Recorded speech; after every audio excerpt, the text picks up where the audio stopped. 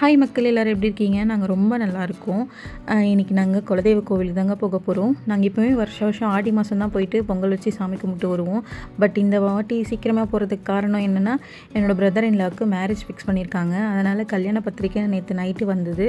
அதனால் சாமிக்கு தான் பத்திரிக்கை வைக்கணும் இல்லையா? அதனால் இன்றைக்கி போயிட்டுருக்கோம். போயிட்டு பொங்கல் வச்சுட்டு சாமி பாதத்தில் பத்திரிக்கைலாம் வச்சுட்டு வரலான்னு சொல்லிட்டு போகும்போது பயங்கரமாக இருந்ததுங்க.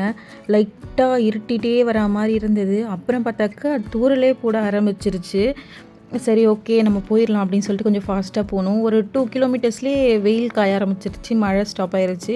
மேபி அந்த ஊரில் மட்டும் மழை பெய்யுதோ என்னமோ அப்படின்னு சொல்லிட்டு நாங்கள் வந்துட்டோம். சரி ஜூஸ் குடிக்கலாம்னு சொல்லிட்டு வந்தாக்கா நாங்கள் ஜூஸ் குடிச்சிட்டே இருக்கோம். அவ்வளோ மழை வந்துருச்சுங்க. கிட்டத்தட்ட ஒரு 1 hour கிட்ட நாங்கள் அங்கேயே ஹோட்டல்லே நிற்கிற மாதிரி ஆயிடுச்சு. அவ்வளோ மழை.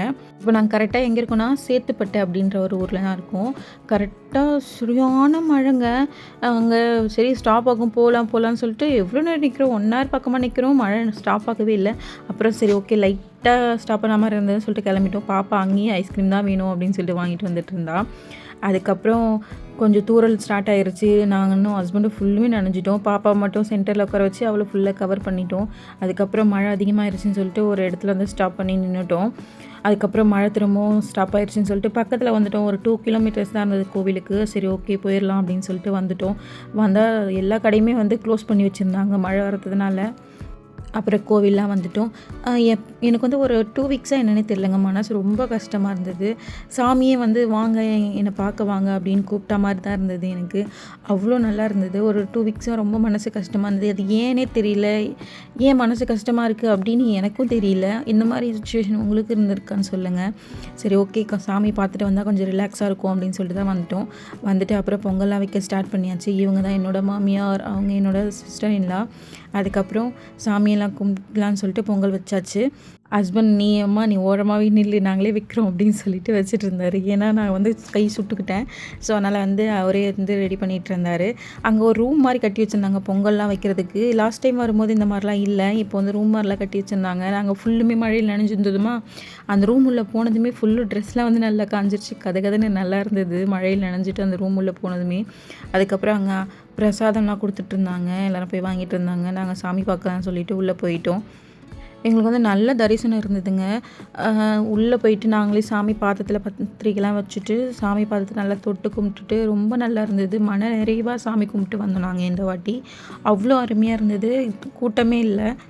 நாங்கள் எப்போ வந்தாலுமே கூட்டம் அதிகமாக இருக்கும். பட் இந்த வாட்டி ரொம்ப காலியாக இருந்தது. சாமி நல்லா பார்த்துட்டு நல்லா சாமியெல்லாம் கும்பிட்டு வெளில வந்து அப்புறம் பொங்கல்லாம் உட்காந்து சாப்பிட்டுட்டு இருந்தோம்.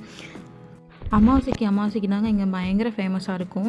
அமாவாசைக்கு தான் நிறைய பேர் மாலையெல்லாம் போட்டு வருவாங்க. நீங்கள் வந்து மேல்மலையனூர் அங்காள பரமேஸ்வரர் கோயிலுக்கு போயிருக்கீங்களான்னு சொல்லிட்டு கமெண்ட் பண்ணுங்கள். சாமியே நினச்சதா என்னன்னு தெரியல. நீ ஏன் கஷ்டப்பட்டுட்ருக்க, வா என்னை வந்து பார்த்துட்டு போ அப்படின்னு கூப்பிட்டு ப்ளெஸ் பண்ண மாதிரி இருந்தது. அவ்வளோ நல்லா இருந்தது பாசிட்டிவாக. அதுக்கப்புறம் சாமியெல்லாம் கும்பிட்டுட்டு அங்கேயே பொங்கல்லாம் ஃபுல்லுமே காலி பண்ணியாச்சு. எல்லாருக்கும் கொடுத்துட்டோம் அங்கேயே.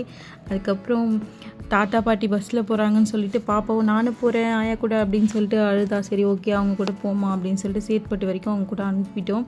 அதுக்கப்புறம் நாங்கள் பஸ் பின்னாடியே போயிட்டு இருந்தோமா.